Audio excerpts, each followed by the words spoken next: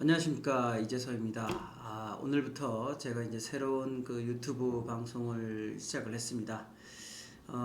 방송 주제는 제가 살면서 그 인생에 도움됐던 강의들을 모아서 여러분들한테 그 엑기스만 들려드리고, 여러분들도 이 강의를 들으시고 참 좋은 강의였다, 저런 강의 한번 들어보고 싶었다, 이런 강의들이 있으면 제가 모아서 드리는 그런 방송이 되겠습니다.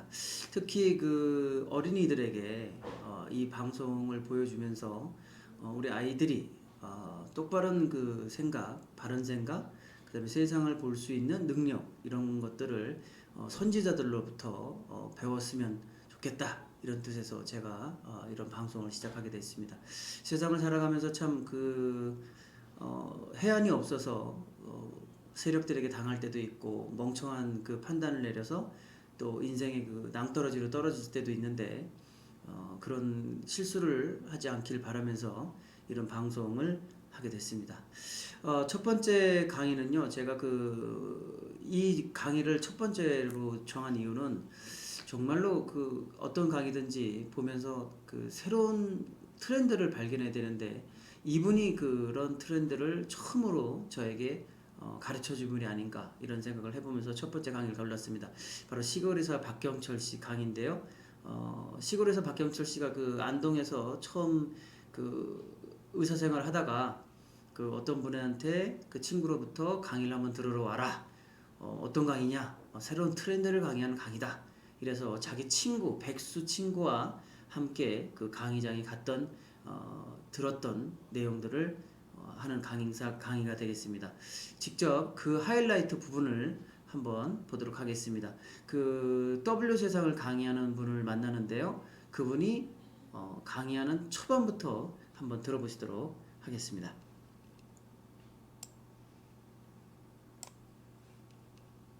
어쨌거나 간에 그 정도로 이 교만함이 있어 있을 때는 프라이드가 강한 사람들이 쭉 앉아 있었고, 저희들은 외부에서 청강에 있으니까 제일 뒤에 앉았습니다. 그 순간 연자가 옆에 문을 열고 들어왔는데, 연자가 와서 이 무대에 올라오는 순간 이분들이 불쾌한 기색이 역력해지면서 갑자기 헛기침이 나오고 저거 뭐냐 그러고 어수선하고 소란내지기 시작했습니다. 이유가 뭐냐 하면 연자가 복장이 너무 황당했기 때문에 그렇습니다.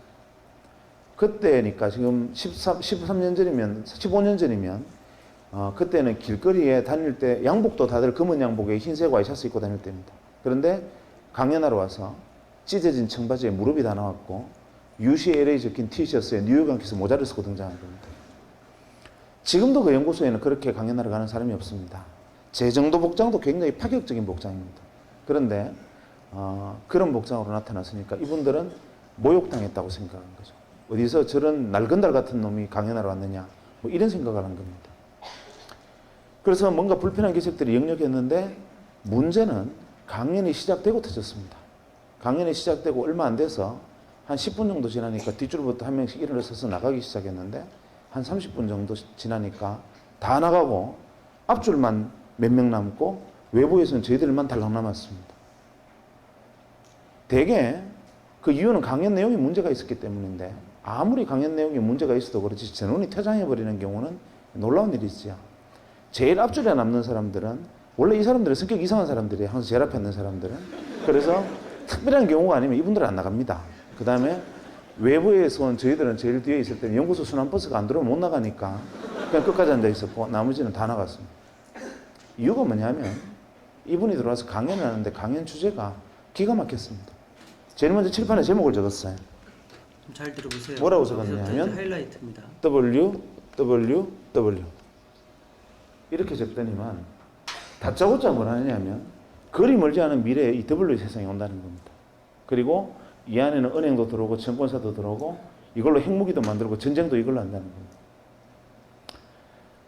딱 들으면서 저는 어떤 생각을 했느냐 하면, 저 친구 테트리스 게임 개발하다 미쳤구나, 혹은 망상장애 같은 정신질환이 있구나, 이렇게 생각을 했습니다.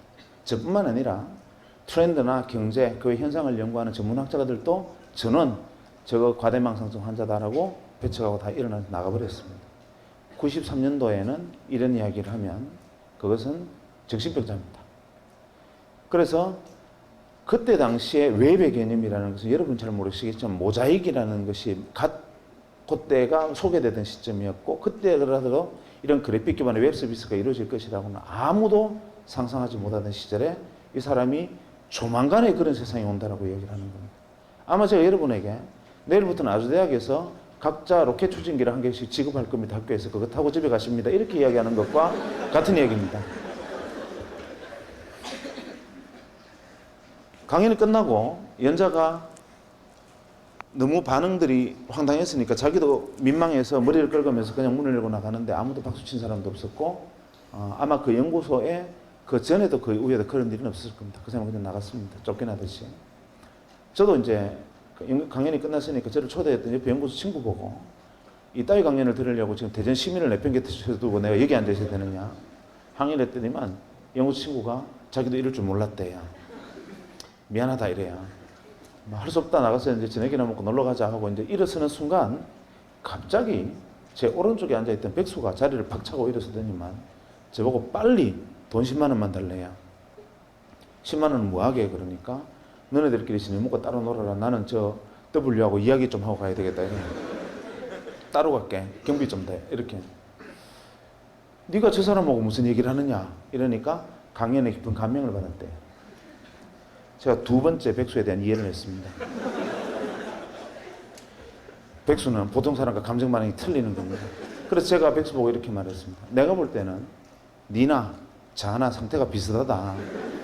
너네들끼리 이야기해봐 서로 도움 안 되니까 그냥 가서 저녁 먹고 집에 같이 가자. 이러니까 막무가내예요.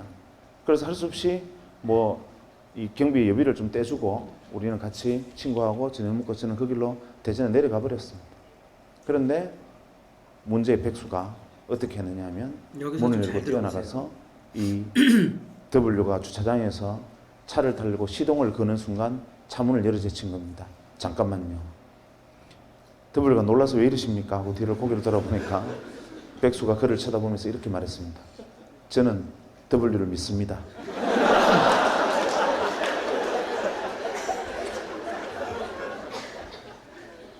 W가 믿어주시는 건 감사한데 왜 이러시나요? 이러니까 저를 W의 세상으로 인도해 주십시오. 이렇게. 옥신각신하다가 W가 납치됐습니다. 어디로 갔느냐 하면 마포의 공동 노타리에 지금은 많이 없어졌지만 그때는 주먹구이집이라 그래서 이렇게 불판에 고기 구워 먹는 집들이 많았습니다. 거기에 끌려가서 새벽 2시까지 백수에게 풀려나지를 못했습니다. 백수가 가진 건 인내심밖에 없죠. 끝까지 물고 늘어졌습니다. 나중에는 W가 제게 원하는 게 뭡니까? 왜 이러십니까? 나 집에 가야 됩니다. 이러니까 백수가 제게 W의 세상으로 뛰어들 수 있는 실마리를 던져주면 놔주겠습니다. 이렇게 된 겁니다. 결국 못 이긴 W가 백수에게 이렇게 하는 것이 어떻겠느냐라는 조언을 하고서야 풀려났다는 후문이 들려왔습니다. 그로부터 한 2, 3년이 지난 다음에 이 문제의 W가 작은 사무실을 하나 냈습니다. 자본금 700만 원으로 알고 있습니다.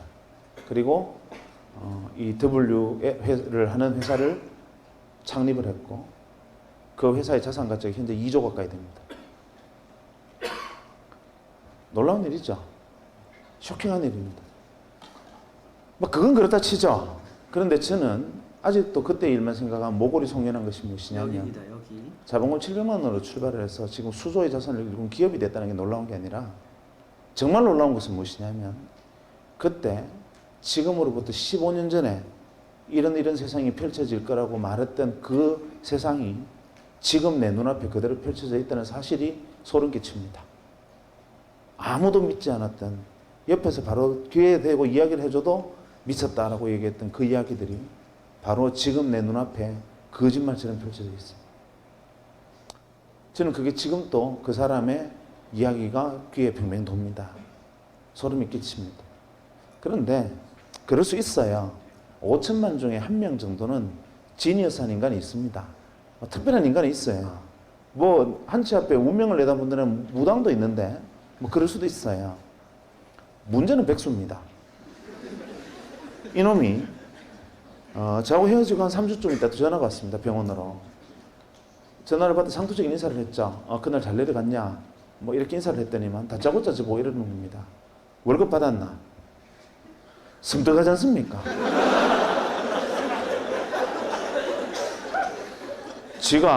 제가 처들고 받은 거는 당연히 받았을 텐데 그걸 왜 지가 저한테 묻습니까? 제가 서울 가면서 당분간 뭐 몸 팔아서 세배 받기로 했다 이런 얘기를 했단 말이죠. 그랬더니만 그래 받기는 받았는데 왜 그러니까 그 돈 내 빌려둬 이러는 거예요. 좀 심하지 않습니까? 남 처들고벌 자기 빌려달라. 저희들은 레지던트 때까지만 해도 월급이라는 게 뭐 사실 책값도 안 되고 뭐 그냥 정말 용돈도 안 되게 살아가다가 비로소 사회에 나와서 첫 월급을 받았는데 그거를 자기 달라는 거 좀 심하지 않습니까? 그래서 제가 안 된다. 말 같지도 않은 소리 하지 마라 이러니까 꼭 자기한테 빌려줘야 된대요. 사실 솔직히 말해서 백수가 빌려도 이 말은 그냥 도 이 말이잖아요. 나중에 내가 돈 좀 벌면 생각하자 지금 안 된다 이러니까 하는 말이 지금 그 돈을 빌려주든지 자기하고 30년간의 인간관계를 끊으래요. 마음으로는 끊고 싶죠.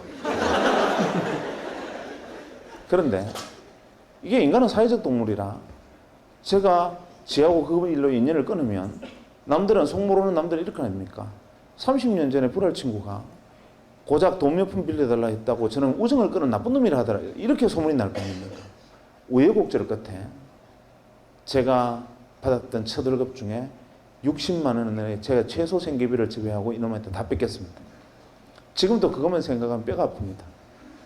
어쨌거나 제 돈을 빌려갔어요. 그리고 이 녀석이 무슨 짓을 했느냐 하면 혹시 여기 대구 출신에 계신지 모르겠지만 대구에 가면은 범어동에 대구은행 본점이 있고 그 뒤에 작은 분식집들이 좀 있었는데 그 분식집에 작은 방을 하나 빌리고 거기서 사업을 시작했습니다. 그래도 또 좀 시간이 지나서 제게 전화가 왔습니다. 한동안 연락이 없다 전화를 받았는데 여보세요 하니까 내다 이러는데 그놈 목소리예요. 그래서 제가 전화 받자마자 나 돈 없다 이러니까 아 돈 이야기가 아니니까 안심하래요. 그럼 왜 전화했냐 그러니까 자기가 제 돈 빌려 사업을 시작했는데 그거를 좀 도와줘야 되겠대요. 돈 말고 내가 뭘 도와주냐 그러니까 아주 단순하니까 주소만 하나 만들면 된대요. 그게 무슨 주소 그러니까 내가 대전시 중구 문화동 46-1번지가 내 주소인데 무슨 주소를 또 만드냐 이러니까 그건 아니고 굉장히 단순한 건데 가상 주소를 하나 만드는데 그 이유서는 뭐냐면 편지를 주고받는데 필요한 거래요. 내용을 듣고 보니 지금으로 말하면 이메일 시스템을 운영을 하는데 거기에 이제 아이디를 만들어라 이 말입니다.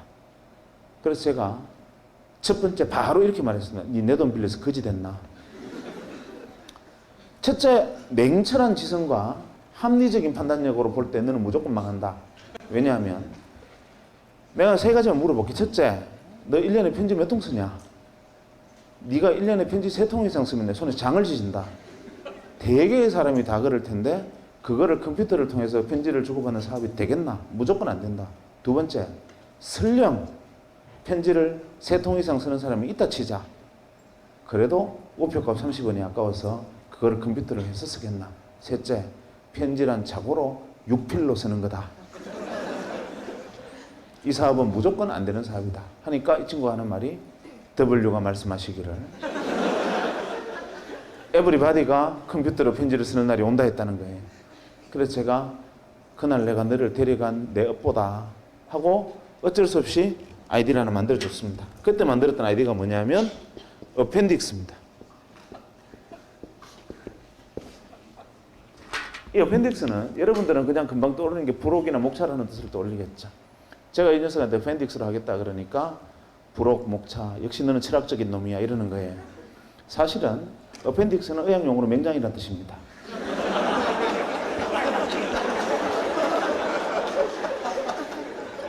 니는 내 인생의 맹장 같은 놈이다.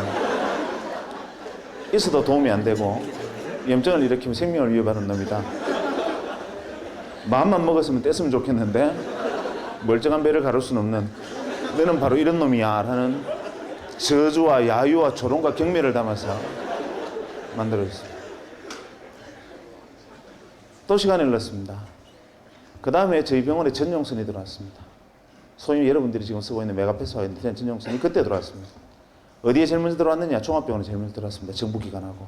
그때 정보고속도로 사업 때문에 의료정보화 산업하고 정부 행정전산망 사업인다. 행정전산망 사업 때문에 정부와 종합병원에 시범적으로 인터넷 전용선들이 깔리기 시작했습니다.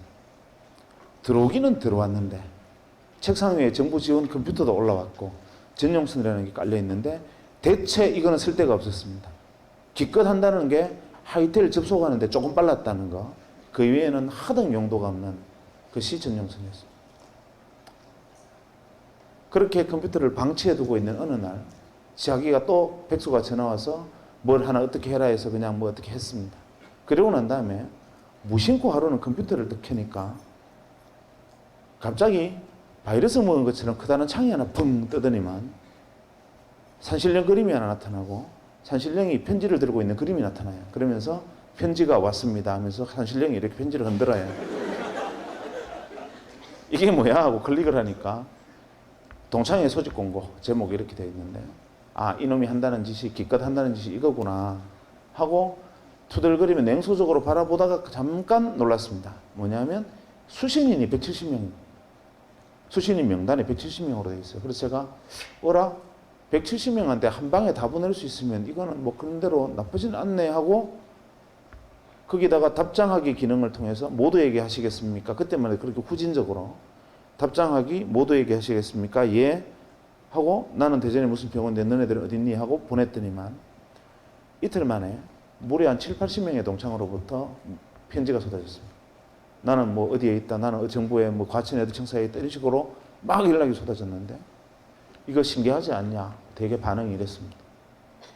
알고 보니 백수가 동창회 명부를 들고 정부나 대기업, 종합병원 같은 데 전용선이 들어와 있을 만한 곳에 근무하는 친구들을 일일이 전화를 해서 설명하고 가입하게 하고 그 다음부터 낚시질로 메일을 계속 낚시 메일을 던지고 있었던 거예요. 저도 덜컥 물었던 거죠. 그날 이후로 저희 병원의 진료가 마비가 됐습니다. 이유가 뭐냐면 저희 병원 직원들한테 소개를 했더니만 다들 메일놀이에 빠져가지고 지금으로 치면 메신저를 메일을 메신저처럼 사용한 겁니다. 건강원서 어제 저녁에 뽀뽀하는 거 봤다 이러면 선생님이나 신경 쓰세요. 뭐 이런 식으로 왜 하루 종일 메일놀이 너무 신기하니까 메일놀이를 시작한 거죠. 저희 병원 직원이 다 가입하는데 일주일이 안 걸렸습니다. 물론 그 동창들 주변에 있던 사람들도 그랬죠. 그래서 서울도 아니고 대구에서 시작한 전자메일 서비스 회사가 1년 반 만에 250만의 가입자를 모집했습니다.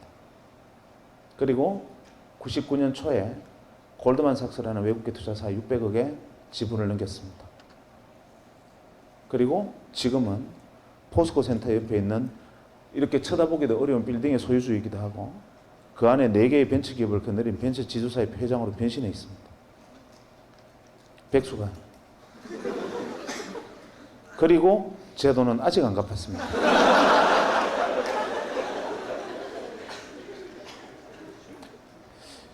놀라운 일이었죠. 이게 대한민국 최초의 상용 메일 서비스였습니다. 우리나라에서 최초로 상용 메일을 서비스했던 것이었고 정말 엄청난 일이었습니다. 저는 그 과정에서 굉장히 가슴이 아팠습니다. 잘 들어보세요. 굉장히 고통스러웠어요. 옆에 지켜보면서. 왜냐하면 왜 그럴까요? 왜 그랬을까요? 이 친구가 잘 된 게 배가 아픈 게 아니라 왜 같은 장소에서 같은 사람으로부터 같은 말을 들었는데 자기도 눈이 2개 있고 저도 눈이 2개 있고 귀는 똑같이 2개 달렸고 같은 귀와 같은 눈을 가지고 똑같은 사람으로부터 이야기를 들었는데 왜 백수의 눈에는 인생을 걸고 뛰어들어야 하는 복음으로 들리고 저한테는 망상장애를 가진 환자의 그냥 기괴한 이야기를 들렸던가. 이게 이해가 안 됐습니다. 여기서 중요한 게 우리가 강의를 많이 듣잖아요. 대학교에서도 듣고 사회에서도 듣고 그런데 그런 강의들이 누구 귀에는 정확하게 복음으로 들렸고 즉 사업거리로 들렸고 인생의 변환점으로 들렸을 수 있는데 왜 그 강의는 나한테는 왜 쓰레기로 들렸을까? 이런 거죠. 그걸 볼 수 있는 능력. 지금 그거에 대해서 지금 박경철 씨는 가슴 아파하고 뒷골이 송연했다는 그런 내용입니다. 왜 이 차이가 도대체 어디에서 온 거냐? 혹시나 미국 가서 MBA 한다고 접시 닦고 온 게 통찰력을 넓힌 것이냐 생각해봐도 그건 아니었죠. 왜냐하면 그때 당시 앉아있던 박사과 연구원들은 그보다 더 오래 있었을 테니까. 그것도 이유는 아니다. 대체 이유가 뭐냐? 고민을 하던 차에 마침 그때 제가 읽고 있던 책에서 답을 구했습니다. 제레미 르프킨 아시죠? 제레미 르프킨이 그때 쓴 책인 책 제목이 기억이 안 납니다. 그때 허접한 책이었는데 제레미 르프킨이 쓴 책, 그때는 제레미 르프킨이 아주 자기 초기 단계 저작이었죠. 이런 내용이 있었습니다. 인류가 30만 년 전에 현생 인류가 20만 년, 30만 년 전에 출발을 할 때 현생 인류가 가진 자산은 돌도끼가 유일한 거였다. 그런데 한 2, 30만 년이 흐르고 난 다음에 인류가 가진 자산은 어마어마하게 문명이 발전했다. 그런데 많은 사람들은 착각하고 있다. 무엇을 착각하고 있느냐 하면 지난 30년간 명멸했던, 태어나서 사라져갔던 모든 인류가 이 문명의 발전에 기여했다고 생각하지만 천만의 말씀이다. 인류의 문명이 이만큼 온 데는 0.1%의 창의적 인간이 다른 사람은 보지 못하는 것을 보고 생각하지 못하는 것을 생각하고 다른 사람은 꿈꾸지 못하는 것을 꿈꾸고 여기가 새로운 세상이다라고 어두운 곳에 깃발을 꽂으면 0.9%의 통찰력과 직관을 갖춘 안목 있는 인간이 그것을 알아보고 거기에 뛰어들어서 한 배를 타고 등을 밀고 손을 당기면서 이루어낸 역사다. 1%의 역사다. 이렇게 말을 합니다. 그래서 제레미 르프킨은 0.1%의 창의적 인간과 그것을 따라 알아보고 협력하고 함께 문명을 건설한 0.9%의 안목 있는 인간, 통찰력 있는 인간, 이 1%가 인류 문명을 이끌었고 나머지 99%를 무엇으로 규정했느냐 하면 잉여인간으로 규정했습니다. 잉여인간이라는 말이 그때 처음 등장했습니다. 가슴이 뜨끔하시죠? 잉여인간, 제레미 르프킨은 거기다 갈로에서 이런 말을 썼습니다. Organic material. 잉여인간은 organic material이다. 유기물이라는 거죠. 그냥 섭취, 배설 반복하고 이산화탄소를 뿜어내는 존재. 그 다음에 때에 따라서는 자연계로 돌아가서 동물성 사료가 되기도 하는 그런 존재의 99%. 그래서 항상 0.1%가 새로운 것을 주장하면 0.9%가 함께 그것을 이루어내고 나머지 99%는 매번 세상 참 좋아졌다. 옛날에는 이렇지 않았는데 세상 참 놀랍군. 엄청난 일이야. 계속 이런 말만 하면서 따라오는 사람들 99%로 구성되어 있기 때문이죠. 그걸 보니까 답이 딱 떨어졌습니다. W는 0.1%였고 제 친구 백수는 0.9%에 속했고 저는 잉여인간이었던 인정하기 싫었지만 인정하지 않을 수 없었고 그게 사실이었습니다. 한데 그게 슬퍼지야. 나를 유기물이라는데 내게 이성이 없는 임팔라 따위하고 저하고 같은 존재라는데 기가 막히죠. 그래서 어떻게 하면 이걸 벗어날 수 있을까? 두 번째, 지금 이번에 90년대에 일어나고 있는 이 엄청난 현상들, 변화들 이것만이 일시적인 현상이냐? 제레미 르프킨 역시도 지금 현재 변하고 있는 이 모습만 보고 헛소리하는 건 아니냐? 과거에도 진짜 그랬나? 이게 궁금했습니다. 그래서 레트로그레이드하게 뒤집어 보니까 구구절절이 국면이 바로 제레미 르프킨 이야기와 일치했습니다. 대표적인 예로 뭐 다른 것까지 이야기할 필요는 없고 경제사만 하나 놓고 보면 한 200년 전에 산업혁명이 일어났습니다. 아시는 분 아시겠지만 공작기계에 대한 산업특허 1호는 방적기계입니다. 그러니까 모직을 생산하는 기계죠. 모든 사람이 배틀에서 시줄과 날줄을 엮어서 모직을 생산하던 영국에서는 양틀은 나왔지만 그것을 가공할 능력이 없어서 길 건너에 있는 이 네덜란드로 가서 이 모직물을 생산해서 도로 가져오면서 엄청난 옷값이, 이 모직값이 엄청나게 비쌀 때였습니다. 아무나 입지 못하던 것을 기계를 통해서 대량 생산한다니 이거는 세상을 뒤집는 혁명과 가까운 이야기였습니다. 창의적이죠. 그 기계를 만든 W는 획기적인 물건을 개발한 겁니다. 문제는 다른 사람들은 다 그냥 그런 게 있나 보다 하는데 그때 당시 글래스고우에 그 공장이 처음 만들어졌을 때 주변에서 감자밭을 하던 사람들 중에 일부가 이렇게 생각합니다. 저놈 W다. 저거 세상 뒤집겠다. 산업을 중심이 되겠다. 나도 저기 뛰어들 방법이 없을까? 고민을 합니다. 그러다가 어디에 주목을 하느냐 하면 죽었다 깨나도 기계를 만들 재간은 없으니 어디에 주목을 하느냐 하면 모직 생산이 잘 되면 아무리 기계가 잘 돌아가 봐야 양털 없으면 안 된다. 지금 대개 천재들의 가장 큰 단점은 좌우를 돌아보지 않는 겁니다. 공장은 지어놓고 양털을 어디서 가져올지를 생각을 하지 않고 우선 지금 가져오듯이 그냥 하면 되겠지 생각하지만 그것을 딱 착안한 일부 감자밭을 하던 사람들이 감자밭을 갈아엎고 양목장을 시작합니다. 모직 생산 어마어마한 속도로 인기를 끌고 양털이 대량으로 필요해지면서 어마어마한 부를 양목장주들이 가져갑니다. 뒤늦게 너도 나도 감자밭을 갈아엎고 양목장들을 하는 바람에 영국에 감자 파동이 일어납니다. 감자 기근으로 영국 아일랜드 같은 경우에 거의 절반이 감자 파동으로 죽는데 이유는 바로 모직 때문에. 그 상황을 두고 토마스 모어는 유토피아라는 책을 씁니다. 그러면서 토마스 모어 유토피아는 제일 앞에 이런 말이 나오죠. 시가 나옵니다. 양이 사람을 죽였네, 양이 사람을 죽였네. 그거 읽어보신 분 계시죠? 그거 보면 양이 사람을 뿔로 떠받아 죽였다고 생각하시겠지만 사실 그때의 사회상, 즉 산업이 사람을 죽이는 것을 묘사를 했습니다. 전부 양목장을 하는 바람에 사람이 먹을 감자가 없어져서 감자 기근이 들고 결국 굶어 죽게 생긴 사람들이 감자를 훔치게 되고 결국에는 감자를 훔치면 교수형에 처한다는 법이 만들어지고 영국의 길거리에는 교수형에 처해진 목매달린 시체들이 줄줄이 늘린 상황, 그 가혹한 상황을 두고 토마스 모어가 유토피아를 씁니다. 어쨌거나 간에 그만큼 한 명의 생각이 세상의 사회사까지 뒤집어 버립니다. 결국 양목장주들이 어마어마한 부를 축적합니다. 그래서 지금 영국에 가면 약 300개 정도 유력 가문이 있다 그러는데 그 가문들의 문양을 잘 들여다보면 이 양뿔이나 양머리가 그려진 문양들이 많습니다. 그것은 과거 200년 전에 조상들이 양목장을 했던 사람들의 후손이다라는 것을 증명합니다. 그때 여전히 감자밭을 하던 사람들은 후손은 지금도 감자를 캐고 있다는 전설이 있죠. 문제는 그때부터 시간이 다시 조금 더 흐릅니다. 유럽에 드디어 소형 내연기관이 만들어지고 그것을 마차에 장착하는 초창기 형태의 원시적인 자동차가 만들어집니다. 하지만 그것을 자동차로 볼 수는 없었죠. 근대적 개념의 자동차를 제일 먼저 만든 사람이 누구냐 하면 헨리 포드입니다.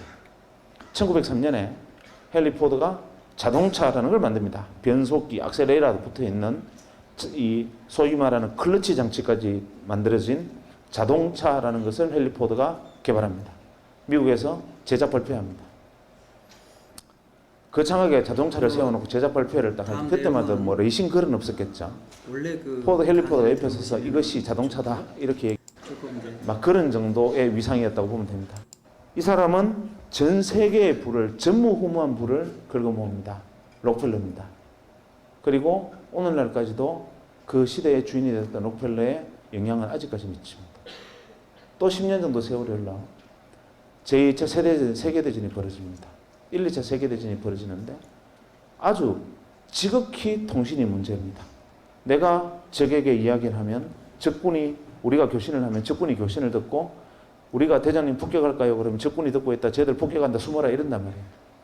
그때 그것을 보고 이거 지극히 단순한 건데 하고 인터폰 회사를 하던 친구가 전화선 끊고 어차피 음성을 코딩하고 디코딩해서 넘기는 게 다인데 이거를 주파수를 넘기면 무전기라는 것을 만들겠다 해서 무전기를 만들어서 소위 말하는 주파수 통신을 할 수 있게 만들어서 무전기를 만들고 대량으로 전장에 납품을 합니다. 그야말로 대박이 터집니다. 단순한 발상의 전환으로. 그리고 오늘날의 모토로라가 그거로 시작됩니다. 1946년에 휴렛 패커드가 또 10년이 흘러서 트랜지스터라는 걸 개발합니다. IC. 사람들이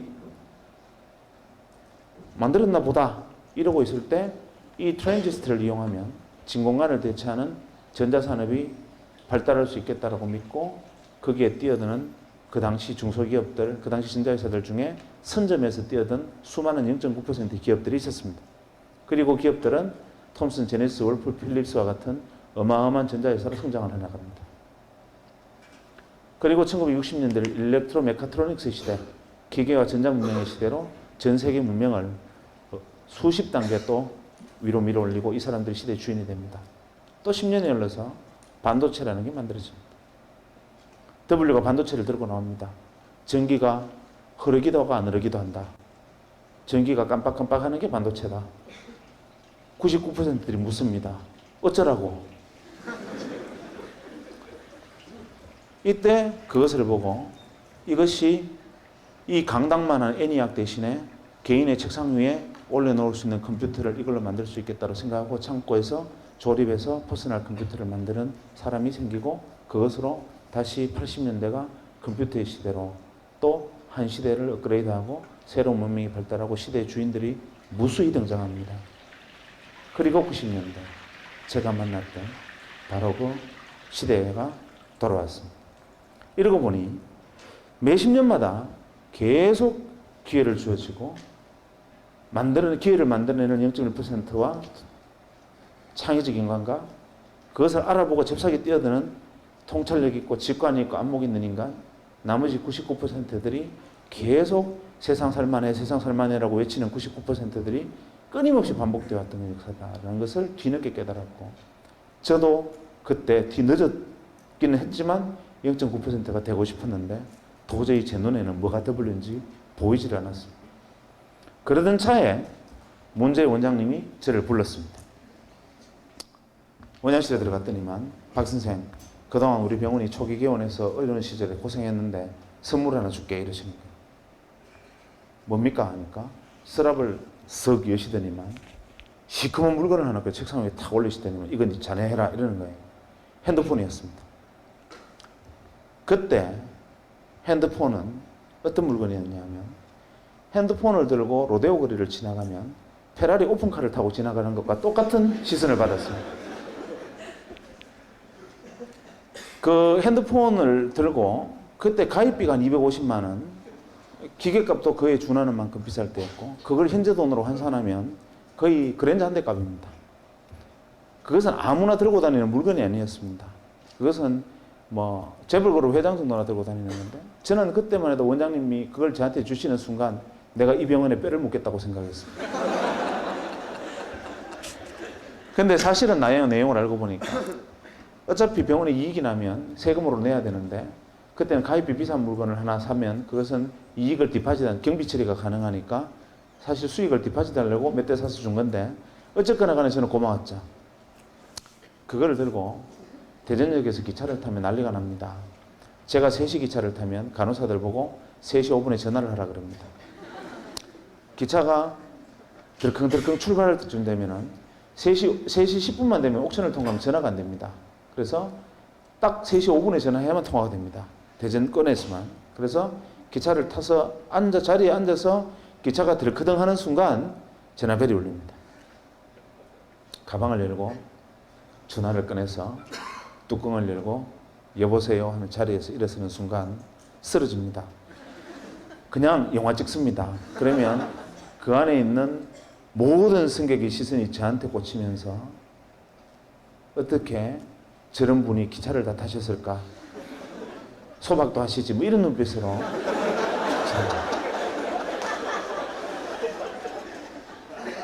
그런 물건이었습니다. 그거를 들고 고향의 친구들 모임에 가서 자랑을 했습니다. 너네들 이게 뭔지 아냐?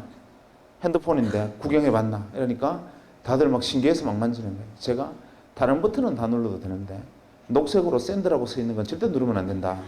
이렇게 얘기하면서 이제 애들이 만지는 걸 보고 제가 이렇게 말했습니다. 야, 지금은 우리가 페이저, 삐삐를 차고 다니지만 그리 멀지 않아서 언젠가 이놈도 좀 싸지면 우리도 핸드폰 다 들고 다니는 시절이 오지 않겠냐. 이렇게 무심코 말을 했는데 제 친구들이 전부 다 하나같이 무슨 소리 하느냐는 거예요. 바보 아니냐는 겁니다. 왜냐하면 7,000원만 내면 삐삐를 주고 한 달에 2,000원, 3,000원만 내면 한 달 내내 마음대로 쓸 수 있고 마라도 가도 삐삐가 터지는데 뭐 하려고 그 큰 거를 들고 다니면서 비싼 통화를 문으면서 들고 다니느냐.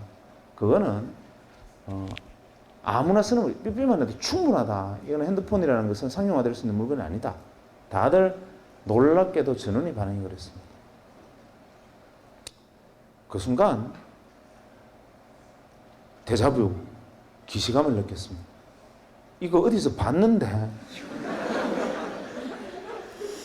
이 장면을 내가 어디서 지금 예전에 어디서 한번 경험한 듯한데 이게 뭐지? 하고 생각해 보니까 예전에 헨리 포드의 자서전에서 읽었던 헨리 포드의 이야기를 100년이 지난 다음에 서로 핸드폰 대신 자동차 대신에 핸드폰이 되고 서로 친구들과 제가 이야기를 주고받고 있다는 사실을 깨달았습니다. 그래, 이게 W구나. 갑자기 눈이 번쩍 뜨는 거죠. 그리고 뒤도 돌아보지 않고 병원으로 달려가서 총무과에 전화를 했습니다. 이거 어디서 샀느냐 물어보니까 한국이동통신 주식회사라는 회사가 있는데 거기 가입을 했고 기계는 모토로라는 미국계 회사래요. 그 길로 여기 뛰어들어야 된다 생각을 했지만 뛰어들 방법이 없죠. 배운 거는 칼질하는 것밖에 없는데 제가 그걸 할 수 있는 방법은 없고 그렇다고 가운 벗고 이동통신 대리점 할 수도 없고 이걸 어떻게 하면 될까 생각할까 고민하다가 이 회사의 주식을 사면 되겠다 말했습니다. 그래서 이 회사에 주식 투자를 해보려고 주식을 사보려고 보니까 공기업이라서 거래가 안 돼요. 그때 한국이동통신 지금 SK텔레콤 전신은 공기업이었습니다. 그런데 마침 SK그룹으로 넘어간다는 소리에 한국이동통신 주식회사를 다니던 사람들이 자기가 가지고 있던 자사주를 명동 사채시장에 내다 팔고 있었습니다. 그때 당시 명동 사채시장에 가면 금강 구두표 10만원짜리 8만원, 엘칸토 구두표 10만원짜리 7만원, 한국이동통신 주식 2만원, 대량 입하, 대량 구매 시 협의 가능, 이런 식으로 벌럭벌럭 하면서 이 종이들이 붙어 있었습니다. 저는 사실 그때 그 내용을 정확히는 이해를 못했지만 왠지 뛰어들어야 된다고 생각했고 가서 월급만 받으면 제 생활비를 제외하고는 가서 무조건 그때 그 한국이동통신 자사주를 샀습니다. 그리고 바로 얼마 안 돼서 SK텔레콤으로 SK로 넘어가서 SK텔레콤이 되고 주식시장에 상장이 됐는데 무려 6만 5천 원이 된 거예요. 야, 이거다 라고 생각을 했으나 W에 올라탔는데 3배의 수익을 냈다는 것 자체로 W라고 보기에 좀 어렵지 않습니까? 그래서 이게 W가 아니었나? 이렇게 생각하다가 아니야, W 맞을 거야 생각하고 그래도 6만 원을 해도 사자 하고 월급 생기면 주식을 샀습니다. 주식을 산 게 아니라 사실은 제가 순간 믿었던 W라는 곳에 뛰어드는 차비, 티켓으로 생각하고 그냥 그걸 샀죠. 시간이 조금 그리 멀리 흐르지도 않아서 3, 4년이 지난 다음에 제가 99년 말에 이제 한 시대가 끝났구나. 이제는 그만하자 하고 털고 나올 때 그걸 다 주식을 매도할 때 520만 원이 돼 있었습니다. 주식이. 그러니까 2만 원에 산 주식이 520만 원이 돼 있습니다. 이때 이제 주식의 신이라는 소리를 듣게 된 거죠. 세상 사람들이 저보고 그때부터 주신이라고 불렀습니다. 주식 투자의 대가다. 저는 억울했습니다. 나는 주식 투자를 한 게 아니고 정말 내가 그 순간 우연히 다행스럽게 지나가는 마지막 W 버스를 아슬아슬하게 뛰어들어서 범퍼 위에 올라타서 딱 붙어서 그 버스에 올라타고 다행히 다음 정거장으로 갈 수 있었던 것 뿐인데 그거를 주식 투자라고 오해를 했습니다. 그래서 모 방송국에서 의사 한 사람이 이동통신 주식을 사서 대박 터졌다라는 소문을 듣고 왔다고 취재를 요청하는 거예요. 저 아닙니다. 어느 물어봐서 제가 핸드폰 그거 하게 생겼습니까? 이렇게 거절을 했었는데 알고 왔다는 거예요. 그래서 혹시나 그냥 나갈까봐 약속을 했죠. 그것이 알고 싶다처럼 탁장 밑으로 다리만 찍고 이름하고 이런 소속은 바꿔서 나가기로 하고 이제 슬리퍼 신은 발만 밑으로 이제 찍기로 하고 했습니다. 그런데 그날 저녁에 뉴스에 의사 출신 주신 이래가지고 얼굴까지 홀라당 다 나와버렸어요. 그 시대는 그랬습니다. 약속이라는 게. 그래서 그때부터 어쩌다 보니까 밖에 끌려 나와서 이렇게 이야기를 하고 다니지만 저는 계속 항변합니다. 지금도 나는 주식 투자자 아니다. 나는 그냥 W 버스를 올라타기를 기다리는 승차 대기자일 뿐이다. 라고 주장을 하죠. 그런데 문제는 그걸로 끝난 게 아니고 99년 말에 다행히 그걸 정돈을 하고 그 다음에 약간의 이제 성과가 있었겠죠. 문제는 그 성과가 여러분이 상상하는 것처럼 엄청나게 돈을 번 건 아닙니다. 왜냐하면 월급 받아서 생활하고 나머지 돈으로 조금씩 정리했으니까 레버리지는 컸을지 모르겠으나 만약에 지금처럼 저도 이제 의사 생활 많이 하고 돈 많이 벌고 만약에 그렇게 했었으면 지금 재벌 됐겠지. 그런데 그런 것은 아니었으나 어쨌거나 간에 티켓을 끊고 3등석에 타는 건 성공했다. 이런 정도였는데 어쨌거나 그 작은 성과를 낸 다음에 2000년에 바로 고민을 해야 될 거 아닙니까? 왜냐하면 2000년에 새로운 버스가 올 테니까요. 자, 내가 이제 99%가 아닌 정말 유기물이 아닌 여기서부터 이제 그 박형철 씨가 미래를 공부하기 시작을 합니다. 앞으로 어떤 세상이 올 것인가. 지금 근데 잘 들어보시면 지금 이분이 공부했던 내용들이 지금 펼쳐지고 있죠. 어떤 내용들일까요? 반드시 1% 안에 들어가는 인간이 확실하다면 2000년대에 새로운 버스가 내 눈에 보여야 되는데 내가 W가 아닌 건 잘 압니다. 많은 사람들이 자기가 창의적인 천재가 아니라는 사실은 본인이 잘 압니다. 근데 세상은 그걸 무시하고 애서 천재가 되라고 얘기하지. 학교 다니는 애들 보고도 영재교육원 같은 데 보냅니다. 구슬에 흙이 묻은 걸 닦으면 구슬이 되지만 자갈 들고 아무리 닦아도 옷만 방꾼합니다. 그런데 엄마들은 자갈을 들고 계속 광을 내겠다고 영재교육원 또 데리고 다니고 여러분 많이 시달렸지요. 이 중에 W가 있으면 앉아있는 태도가 틀립니다. 물구나무를 서 있다든지 아니면 저기 천장에 매달려 있다든지 뭐 다를 겁니다. 아니면 눈빛이 광안이라든지 뭐 이런 뭔가 달라요. 우리는 그 0.1%를 두고 그런 이상한 행동하는 돈키호테라고 99%는 돈키호테라고 부릅니다. 그런데 실제로 그런 행동을 하는 사람 중에 99%는 돈키호테가 맞아요. 그게 문제입니다. 그러니까 일개사단에 돈키호테가 있으면 한 명이 W고 나머지 9,999명은 진짜 또라이거든요. 문제는 안목을 가진 0.9%들은 그 1만 명의 일개사단의 돈키호테 중에 하나의 W를 발견할 줄 아는 안목을 가진 사람이 통찰력과 직관을 가진 사람이고 나머지 99%들은 보고 저것들 또라이 이렇게 생각해 버립니다. 매번 앞서 나가는 사람을 보고 저거 정신 나갔다 또라이 끄집어 내린다. 이러니까 옛날에 미셀 푸코와 같은 철학자들은 감시와 처벌이라는 책을 통해서 인간이 가지고 있는 어리석음을 통렬하게 비판하게 됐습니다. 어쨌거나 간에 2000년대 새로운 버스를 올라타지 못하면 저는 다시 99% 유기물을 재확인하는 거니까 올라타야 되겠는데 아무리 사방을 돌아봐도 뭐가 W인지를 보이지가 않았습니다. 새로운 10년의 W가 뭐냐? 제 눈에는 안 보였습니다. 그래서 저는 지금도 인형인간은 확실하다고 생각합니다. 저는 그 정도도 1%가 안 되는 것은 확실합니다. 안 보였어요. 고민을 했습니다. 아무래도 안 보였다. 어떻게 하면 좋을까? 방법은 있죠. 가서 많은 사람들의 이야기를 듣고 내 눈에 안 보이는 건 보이는 사람들의 이야기를 들으면 된다. 그래서 그 이야기를 듣기 위해서 2000년 말부터 2001년 중반까지 과감인지 무모인지 모르겠지만 백수로 돌아가기로 결정을 했습니다. 그래서 제가 그때 한 10개월 정도를 백수를 했습니다. 의사를 그만두고 한 10개월간 놀았습니다. 놀면서 무슨 짓을 했느냐 하면 제가 생각할 때 이 사람은 W일지 몰라라고 생각하는 나보다 똑똑하고 많이 공부했고 내가 속하지 않았던 집단에 참여하고 있는 사람들을 찾아가서 만나서 이야기를 들었습니다.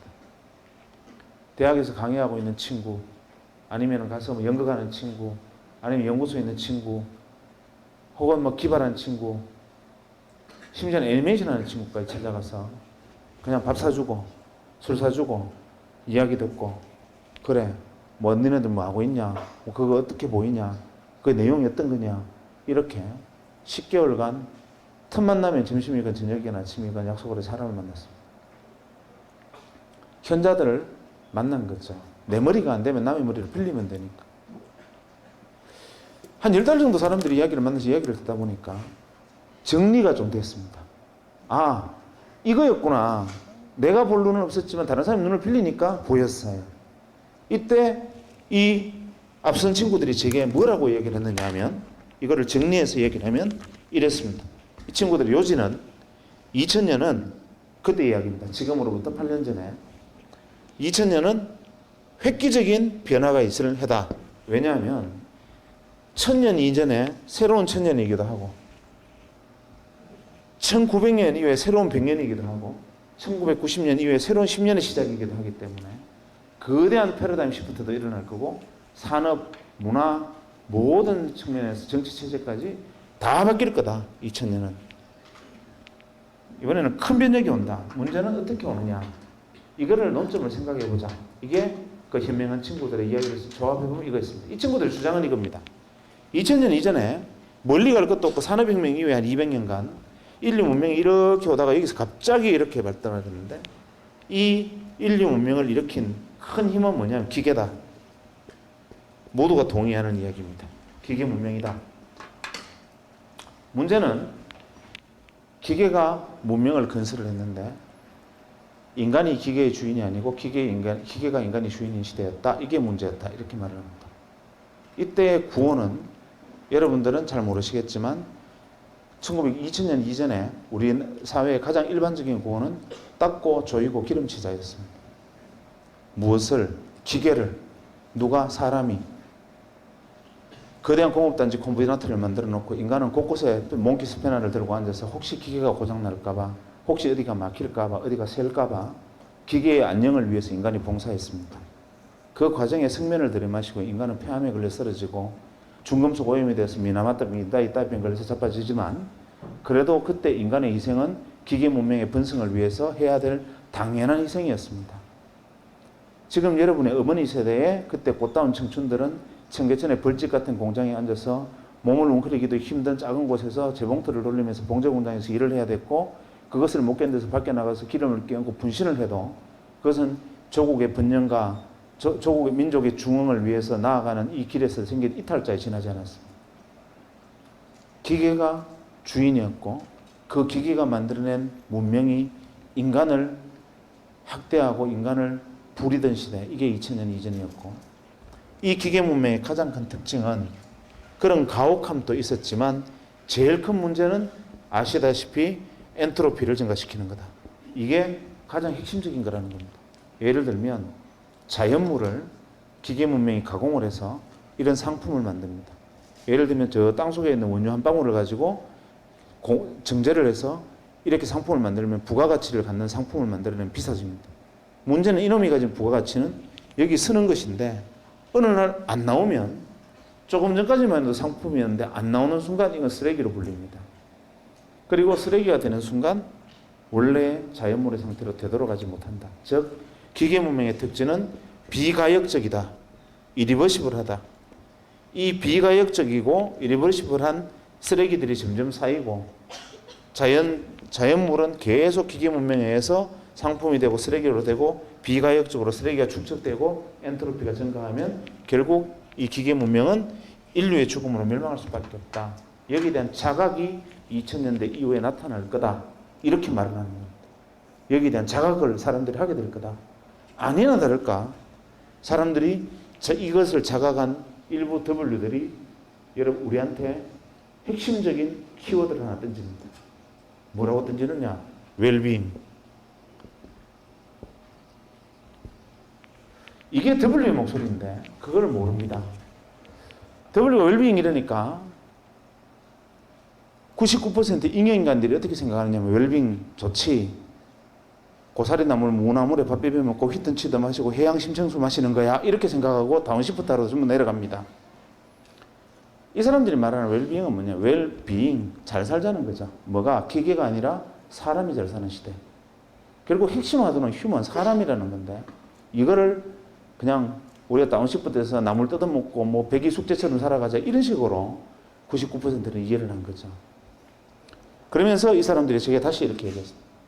웰빙, 즉 사람의 시대다. 머신의 시대가 아니다. 사람 하면 떠오르는 게 뭐냐? 한번 생각해봐라. 답이 떨어진다. 이렇게 말합니다. 뭘까? 인간, 안 아프고 오래 살아야 되니까 의학, 약학, 이건 기본이다. 두 번째, 건강을 증진해야 되니까 헬스케어. 그 다음에 바이오. 이것도 두 번째 떠오르는 생각이다. 세 번째, 인간을 즐겁게 하는 게 뭐가 있겠나? 지금까지 인간이 괴로웠지만 이제 인간을 즐겁고 싶을 거다. 레저, 엔터테인먼트 이런 게 세 번째 그룹이 될 거다. 또 뭐 있나? 엔트로피가 증가하는 것을 막아야 되고 이 비가역적 생산물이 생기는 것도 막아야 되고 그 다음에 이것들을 증가하는 걸 막으려면 화석연료 사용을 줄여야 되니까 대체 에너지 같은 것도 나타날 거다. 에너지가 문제가 될 거다. 다섯 번째, 이미 늘어난 쓰레기를 어떻게든지 줄여야 되고 엔트로피를 낮춰야 되고 어떻게든지 만들어야 되니까 해야 될 건 뭐겠네요. 환경, 에코 이런 게 될 거다. 일곱 번째, 기계를 사용하지 않고 부가가치를 만들어내는 방법, 사람 머리에서 부가가치를 만들어내는 지식산업이 있을 거다. 최소한 이 정도가 2000년대에 새로운 W일 거다라고 저한테 이렇게 그 사람들이 이야기를 들려줬습니다. 지금으로부터 한 7, 8년 전에. 그래, 이게 정답이구나라고 근데 2008년도 강인데요. 지금 2016년인데 지금도 대부분 이쪽 분야가 개발이 되고 있고 발전하고 있고 아직도 시작 단계에 있는 것들이 많죠. 전기 자동차, 환경, 뭐 테슬라 자동차 같은 거 그런 것도 있고 그다음에 뭐 풍력 발전소 이런 것도 있고. 그러니까 이쪽 분야가 아직 초기 단계인 것도 있죠. 2008년도 강입니다. 그러니까 그거를 2000년도에 물어보고 다닌 분이 박경칠 씨였다는 거죠. 이분이 W가 아닌가, 또 해안을 가진 사람이 아닌가 이런 생각을 해봅니다. 배웠죠. 그때 당시 많은 사람들은 이랬습니다. W들이 2000년에 W 쓰면서 웰빙 이렇게 말합니다. 앞으로 150년 이내에 지구의 절반이 물에 잠긴다. 이렇게 말을 하면 0.9% 통찰력 있는 인간들이 그래 큰일 난다. 그 해법을 가진 W들이 누구냐. 빨리 찾아내서 같이 이 산업을 키워나가고 빨리 대비를 하자. 이렇게 0.9%는 잽싸게 움직이는데 99%의 잉여인간들은 150년 이후에 지구의 절반이 물에 잠긴단 말이지 내가 죽고 난 다음이네 뭐. 이게 99% 잉여인간들의 보통의 생각이었습니다. 정답은 저로서는 굉장히 쉬운 선택이었습니다. 저는 의사니까 의학학 분야에 저절로 들어가 있었고 제가 잘할 수 있는 건 헬스케어 바이오 쪽이니까 그래서 그때 2001년도에 2000년 말에 생긴 작은 성취를 이 바이오 산업에 뛰어드는데 사용을 했고 그때 제가 시작한 이 유전자 진단 사업이 이제 한 6년 만에 자리를 잡아서 내년에 코스닥에 상장을 하게 될 겁니다. 요게 이제 바이오까지였고 그 다음에 대체 에너지나 뭐 에코 이 부분은 제 전공이 아니니까 그만두자. 마지막 지식 산업 이거는 해볼 만하다. 이 지식 산업은 주로 어떤 게 지식이 있을까? 쉬웠죠. 예를 들면 여러분들 중에 서울의 광화문에 파이낸스 센터를 한번 가보세요. 기회가 있으면. 가보면 지하에 가서 그냥 그 뭐 똠양꿍 이런 거 먹으러 가지 말고 위에 가보면 입주업체 명단을 한번 보세요. 위에 보면은 뭐 스탠다드 채터드 커스타디 보도 거기 들어와 있고 도이치뱅크 들어와 있고 김현장 법률사무소 광화문 사무소도 들어와 있고 그다음 맥킨지 컨설팅도 들어와 있고 거기 쭉 들어와 있습니다. 저는 가끔 갈 때마다 그 생각을 합니다. 현대자동차 울산 공장에 거대한 공장을 만들고 수만 명의 근로자들이 일을 하고 엄청난 화석에너지를 소모하면서 엔트로피를 증가시킨 사업들하고 화석연료를 사용합니다. 그렇게 해서 하루에 벌어들이는 돈이 잘 나가면 한 10억, 재수 없으면 못 벌 때도 있습니다. 파이낸스 센터에서 광화문 파이낸스 센터 건물 하나에서 생기는 거래되는 부가가치의 크기는 현대자동차 울산 공장에서 생기는 부가가치보다 10배는 넘습니다. 아니 어쩜 100배쯤 될지 모릅니다. 그런데 그 엄청난 부가가치를 창출하고 거래하는 파이낸스 센터의 생산시설이 뭐냐? 아무리 돌아봐도 옥상에서부터 1층까지 기계라고는 없습니다. 사무실마다 들어가 봐도 책상에 화분 몇 개 있고 컴퓨터 몇 대 있고 사람들 왔다 갔다 하고 이게 전부입니다. 어떠한 연료도 화석연료도 사용하지 않고 기계도 없고 생산물도 만들어내지 않는데 부가가치는 어마어마한 부가가치를 쏟아내고 있습니다. 반대쪽 울산에 가면 현대중공업, 현대자동차 거대한 장치에 경기가 좋을 때는 흥청망청하다 경기 나쁘면 전부 실업자 됐다가 이런 일들이 반복되면서 지금도 거대한 생산시설을 운동하고 있지만 그 가치는 파이낸스 센터 하나에 들어와 있는 가치의 10분의 1도 안 됩니다. 하루 생산 기준으로. 뭘까? 여기에 정답이 있는 거죠. 기계문명의 시대에는 기계를 통해서 부가가치가 나옵니다. 인간은 어떤 인간이어야 되느냐면 기계의 안녕을 위해서 또 일사불란한 기계문명의 거대한 컴비나트나 공급단지 시스템에 맞는 인간이 복무해야 됩니다. 그렇게 만들어져야 됩니다. 인간은 볼트가 너트에 맞는 볼트를 만들어야지 너트는 딱 이렇게 정해져 있는데 볼트가 너무 크다든지 너무 작으면 쓸모없는 인간이 됩니다. 그냥 아무 생각 없이 선반 작업, 밀링 작업을 하면서 계속 손을 넣었다 뺐다 이것만 단순 반복하면 문제가 없으나 왜 내가 이 짓을 하고 있어야 되는 거야 라고 생각하는 순간 손목이 들컥 날아갑니다. 벌집 같은 공장에서 왜 내가 이것을 하고 있어라고 생각하는 순간 분신을 하든지 아니면 가서 머리채 끌려나가든지 이렇게 소위 말하는 사회 부적합형 인간이 됩니다. 이 시대에는 일관된 프로세스와 모든 것이 정해져 있는 데에서 왜라는 질문은 금기였습니다. 여기서는 왜라는 질문을 하는 것은 이 사회 부적합형 인간이 되는 겁니다. 이때는 왜라고 질문하면 안 됩니다. 거기에 가장 맞는 최선의 인간들이 만들어지고 길러져야 했던 시대고 그것이 이 시대의 인간이었고 산업이었고 주체였습니다. 여기서는 아무것도 단순한 생각만으로 왜라는 질문이 없이 할 수 있는 일은 단 하나도 없습니다. 그냥 이유 없이 워드 프로세스 자격증 하나 가지고 주는 문서 타이핑하는 사람조차 없습니다. 모든 것이 왜에서 출발합니다.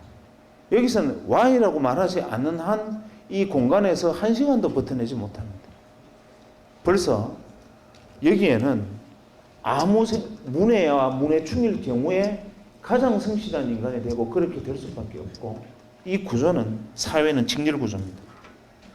위에서부터 지시하면 따라오고 지시하면 따라와서 일사불란하게 아웃풋을 만들어야 됩니다. 이 과정에서 조금만 미스매치가 생기거나 여기서 왜라면서 딜레이가 되면 아웃풋이 팍 줄어듭니다. 이건 제거해야 될 인간입니다. 이 사고방식이 여러분들이 잘 알고 있는 미국의 1800년대로 돌아가 보면 1980년대로 돌아가 보면 전 세계 제조업의 가장 핵심 기업이면 제일 먼저 떠오르는 게 제너럴 일렉트릭입니다. 잭 welch가 GE를 살렸다고 표현을 했는데 사실 GE를 잘 살렸는가 잘 생각을 해보면 어떻게 됐습니까? 잭 welch가 처음에 살린 게 아니라 한번 시행착오 끝에 살립니다. GE가 산업문명이 쭉 발전하다가 이 단계에 미국은 우리보다 빨리 도달한 거죠. 인건비는 오릅니다. 더 이상 화석연료 떼가면서 나쁜 것도 하기도 어려워졌습니다. 생산성이 떨어져요. GE가 위기에 빠집니다. 우리보다 20년 전에. 그래서 GE는 결단을 내렸습니다. 어떤 결단을 내렸느냐. 기계문명 시대에 맞는 결단을 내립니다. 사람을 쥐어짜자. 사람의 절반을 잘라내고 자르는 방식은 벌어들이는 돈이 잘 나가면 이렇게 말을 하면 0.9% 통찰력 있는 인간들이 그래 큰일 난다. 그 해법을 가진 W들이 누구냐. 빨리 찾아내서 같이 이 산업을 키워나가고 빨리 대비를 하자. 이렇게 0.9%는 잽싸게 움직이는데 99%의 잉여인간들은 150년 이후에 지구의 절반이 물에 잠긴단 말이지. 내가 죽고 난 다음이네 뭐. 이게 99%의 잉여인간들의 보통의 생각이었습니다. 정답은 저로서는 굉장히 쉬운 선택이었습니다. 저는 의사니까 의학학 분야에서 저로 들어가 있었고 제가 잘 알 수 있는 거는 헬스케어 바이오 쪽이니까 그래서 그때 2001년도에 2000년 말에 생긴 작은 성취를 이 바이오 산업에 뛰어드는데 사용을 했고 그때 제가 시작한 이 유전자 진단 사업이 이제 한 6년 만에 자리를 잡아서 내년에 코스닥 파이낸센터에서 광화문 파이낸센터 건물 하나에서 생기는 거래되는 부가가치의 크기는 현대자동차 울산공장에서 생기는 부가가치보다 10배는 넘습니다. 아니 어쩜 100배쯤 될지 모릅니다.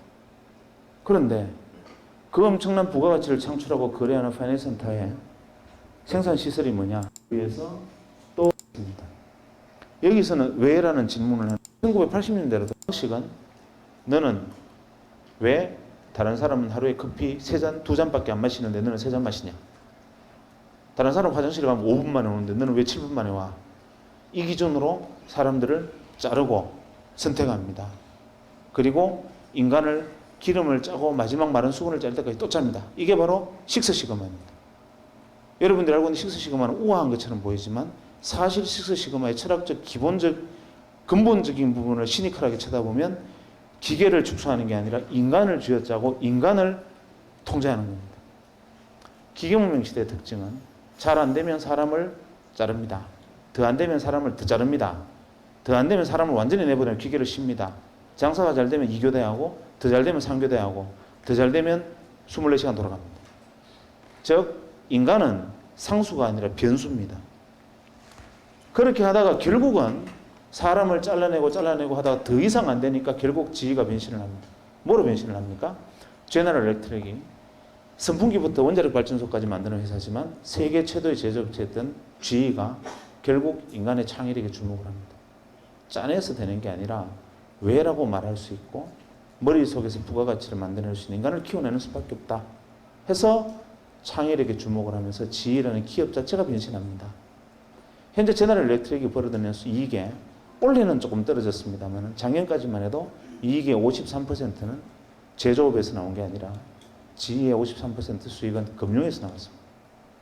GE 캐피탈, GE 파이낸스와 같은 데서 M&A도 하고 R&D도 하고 심지어는 뭐 돈도 빌려주고 즉 기계에서 만들어낸 부가가치가 아닌 사람의 머리에서 만들어낸 부가가치가 제너럴 일렉트릭이라는 세계 최대의 생산 기업의 속성을 바꿔버리고 제너럴 일렉트릭은 그렇게 변신함으로써 살아남는 데 성공합니다.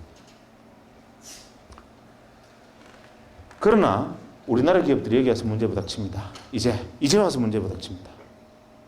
이 안에서 살아남고자 하는 대표적인 제가 이거는 망해라고 생각하는 기업들은 있지만 학생들 앞이니까 그런 얘기를 하면 큰일 날 거고 잘 바뀌었어 라고 생각하는 게 대표적으로 포항제철 같은 포스코를 봅시다. 포스코는 우리가 알고 있는 기계문명 시대의 가장 대표적인 기업입니다. 붉은 고로에 코크스를 떼서 쇳물을 녹여냅니다. 그리고 어마어마한 에너지를 소모합니다. 그런 포스코가 환경기업이다 이렇게 표현하면 말이 되는 소리입니까? 아닙니다. 그러나 포스코는 분명히 환경기업입니다. 포스코는 파이낸스 공법이라는 공법을 만들었는데 연료를 15% 정도 덜 사용합니다. 세계 모든 조선소보다 원료를 15% 덜 사용하니까 연료비 절감의 문제가 아니라 어떤 이익이 생겼느냐면 조선소 기준으로 할당받은 탄소 배출량에서 여유가 생겼습니다. 이제 한 20% 정도까지 이 연료를 덜 사용하다 보니까 탄소 배출권이 20% 정도가 남았어요. 그러니까 탄소 배출권 시장에서 포스코가 탄소 배출권을 팝니다. 황당하지 않습니까? 세계에서 가장 많은 에너지를 많이 소모하는 기업인 포스코가 자기 혁신을 통해서 탄소 배출권을 여유를 남겨가지고 탄소 배출권 시장에 가서 유럽에 가서 자기 탄소 배출권 팔아먹습니다. 이제는 하다 그것도 아니니까 무슨 짓을 하느냐 하면 발생한 탄소를 바다에 땅을 파서 거기다 탄소를 묻어버리는 이산탄소를 묻어버리는 지금 사업이 뛰어들고 있습니다. 그 다음에 포스코가 연료를 또 줄이기 위해서 무슨 짓을 하느냐 하면 우리나라에서 풍력발전과 조력발전에 가장 앞서 있는 기업이 한국전력이다? 잘못 알고 있습니다. 포스코입니다. 풍력발전과 조력발전까지 뛰어들어서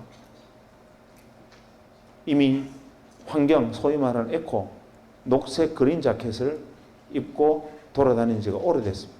그래서 그 중우장대 산업 포스코가 지금 워렌 버핏이 투자해놓고도 더 많이 투자하지 못해서 안타깝다라는 평을 들을 만큼 변신에 성공합니다. 여기에 속한 기업이 이 옷을 입고 바뀌어간 것이죠.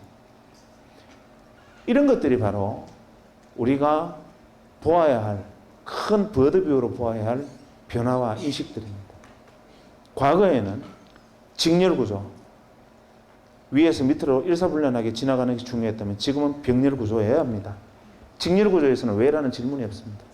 거물코처럼 이어진 병렬구조는 수많은 사람들이 평등한 네트워크로 낮추고 몸을 낮추고 같은 레벨에 서서 서로 왜라는 질문을 던지다 보면 그 왜가 뭉쳐서 거대한 창의성이 됩니다. 직렬이 아닌 병렬, 수직이 아닌 수평 이런 시대가 벌어지고 있는 거고 그러다 보니 과거에는 나는 여기에 서거나 여기에 서거나 여기에 설 수밖에 없었지만 지금은 때에 따라서는 동일한 선상에 설 수 있고 때로는 CEO만큼 중요한 역할과 중요한 의문을 나도 던질 수 있는 사람이 되기도 합니다. 대신 나 한 사람이 그렇게 잘나서 나 없다고 세상이 잘 돌아가는 세상도 아닌 게 됐고 그래서 이런 시대를 가르쳐서 우리는 웹 2.0의 시대라고 부르기 시작했습니다.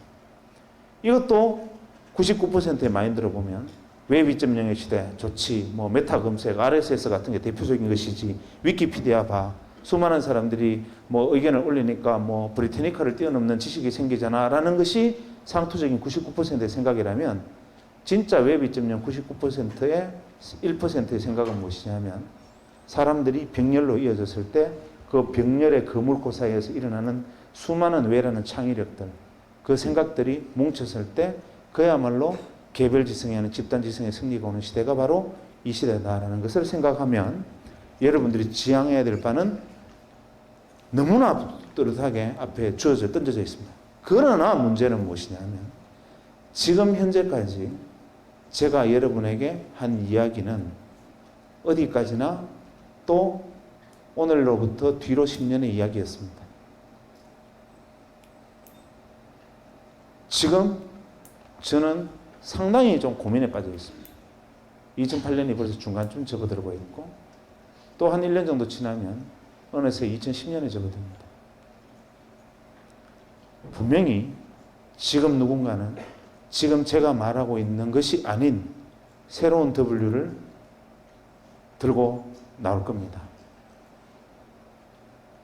내가 보지 못하는 세상을 보고 내 생각이 닿지 못하는 곳에 생각이 미친 사람들이 지금 오늘 제가 한 이야기가 아닌 상상도 할 수 없는 어떤 이야기를 들고 와서 또 뭐라고 주장을 할 텐데 저는 두려운 것이 그 사람 이야기가 돈키호테야 이렇게 들릴까봐 걱정스럽고 그게 안 보이는 게 고민입니다.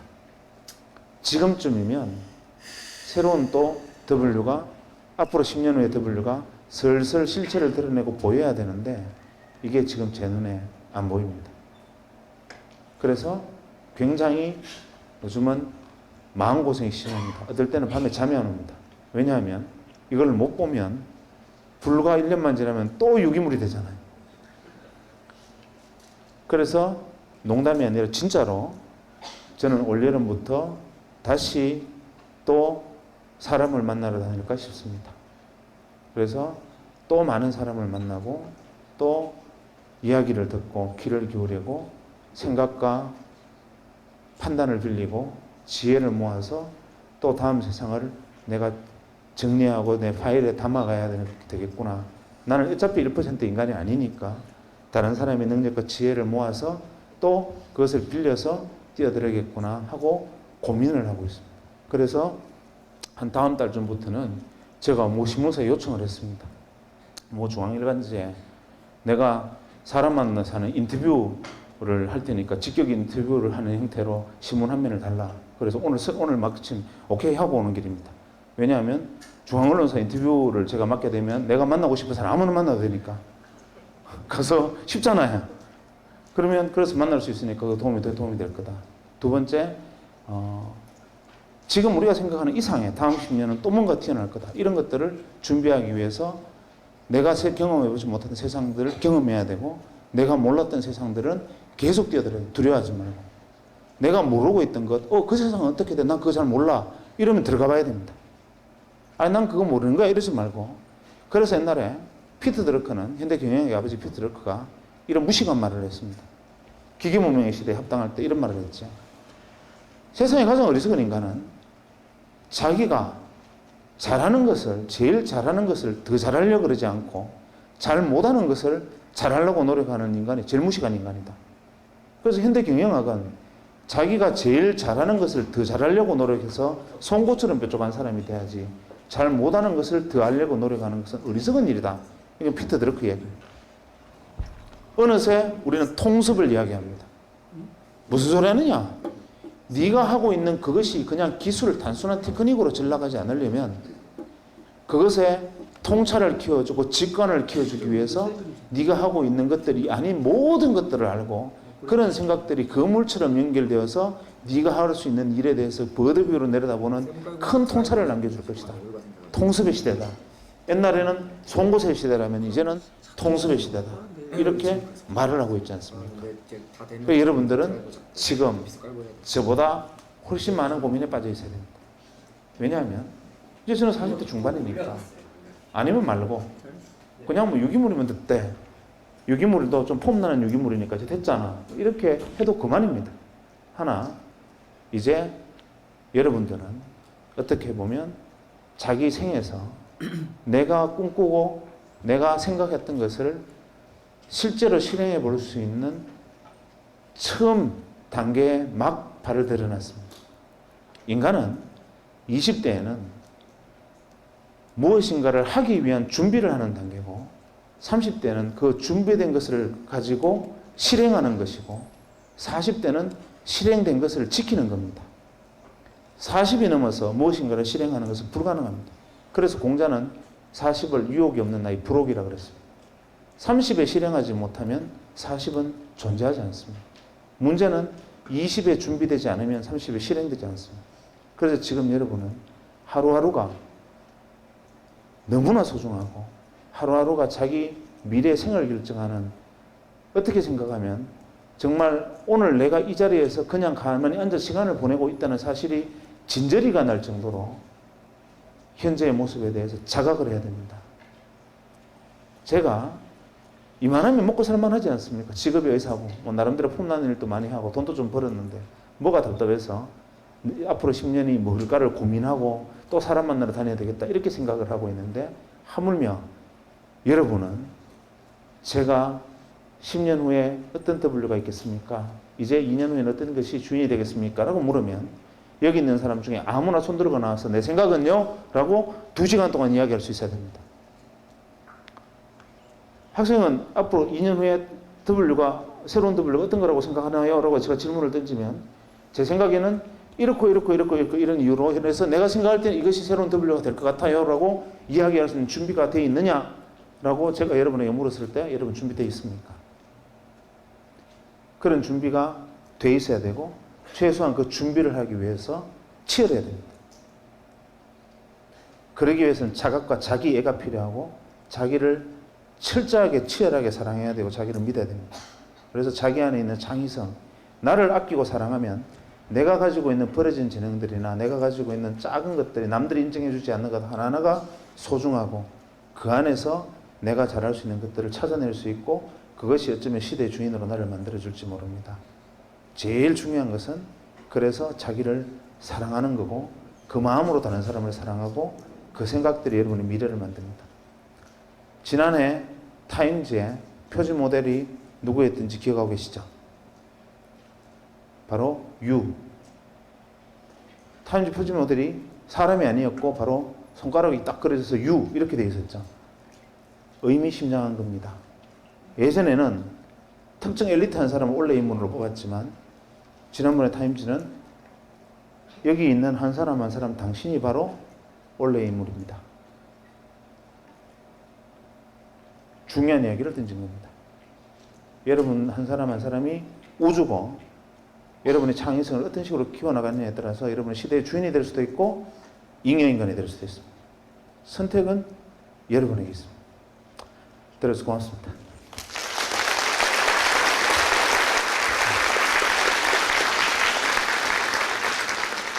혹시 자, 제가 이 강의를 준비한 이유도 바로 이겁니다. 앞으로 세상이 어떻게 변할 것이냐, 어떻게 변화가 되고 어떤 세상이 올 것이냐. 근데 엄마 아버지들 즉 뭐 좀 막 얘기해서 50, 60, 70대는 엄마 아버지들은 지금까지 살아왔으니까 상관은 없다 치자고요. 근데 이제 지금 5살, 7살, 10살 이런 친구들, 뭐 초중고 대학교까지 이런 친구들이 과연 어떤 세상을 살아가야 되느냐. 그러니까 이 박경철 씨 얘기 중에 그겁니다. 내가 안 되면 선구자, 해안을 가진 사람, 선지자 이런 사람들한테 생각을 물어보고 앞으로 어떻게 될 것이냐 알아보고 자기의 진로를 결정하고 자기의 마음을 가다듬고 이뤄야 되지 않냐 이거죠. 그냥 무조건 엄마 아버지들이 잘못되면 옛날 말에 3살 버릇 여든 간다 그랬지 않습니까? 엄마 아버지들이 3살짜리 5살짜리들을 이렇게 가르쳐버리면 얘네들이 앞으로 미래가 어떻게 되냐 이거죠. 그래서 엄마 아버지들이 아이들을 교육시킬 때 더 지혜롭게 가르쳐야 되는데 지혜롭게 가르치지 못한다면 우리가 다른 사람들한테 머리를 빌려야 되지 않겠냐. 맨 마지막에 말한 7번째 지식산업, 바로 제가 하고 싶은 게 7번째인 거죠. 제가 뭐 환경에 대해서 압니까? 뭐 재활용에 대해서 압니까? 웰빙에 대해서 뭐 얼마나 알겠습니까? 의학에 대해서. 하지만 제가 갖고 있는 거는 지식산업. 그래서 이 지금 비디오를 제작하는 이유도 사람들한테 지식을 전달하는, 즉 제가 부족하니, 제가 공부를 못하니 다른 사람들에게 가졌던 지식들을 이렇게 일반인들한테 이런 좋은 강의가 있으니 한번 들어봐라. 그리고 여러분들이 더 그 W 같은 세상을 여러분들이 더 발견했으면 어떨까, 이런 뜻에서 이 비디오를 제작을 하게 된 겁니다. 계속해서 더 좋은 비디오 강의들 모아서 제가 여러분들한테 선사할 거고요. 이 강의의 저작권들은 다 이분들한테 있습니다. 아주대 강의 같은 경우는 스케치 더 페스트한 이분들한테 있고, 이분들이 이 강의를 유튜브에 올린 거니까 저작권들은 다 이분들한테 있고, 다시 한번 감사하다는 말씀을 드리고, 이 강의를 꼭 원본을 들어보시길 다시 한번 부탁드리도록 하겠습니다. 그리고 이 강의에 대해서는 우리 또 GR컴 조준규 대표가 또 이렇게 많은 도움을 주셨고, 그 다음에 또 저희 친구인 정성태라는 친구가 또 이렇게 도움을 주고 있습니다. 이렇게 좋은 일에 많은 친구들이 도움을 주고 있으니까 다시 한번 그 친구들한테 감사하다는 말씀을 드리면서 오늘 방송은 마치도록 하겠습니다. 다음에 뵙겠습니다.